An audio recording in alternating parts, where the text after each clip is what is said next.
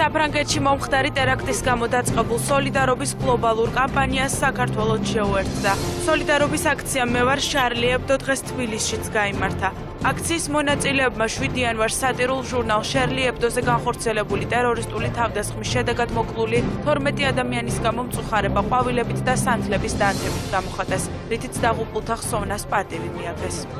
ჩვენი მიზანი არის, რომ ფრანგ ხალხს სოლიდარობა გამოუცხადოთ და ჩვენი თანაგრძნობა და თანადგომა გამოუხადოთ. გუშინ დაღუპული ადამიანების ხსოვნის საპატივცემულოდ სანთლები და ყვავილები მოვიტანეთ. როდესაც ასეთ ტრაგიკული რამ ხდება, აუცილებელი ადამიანების ერთიანობა და სოლიდარობის გამოჩენა.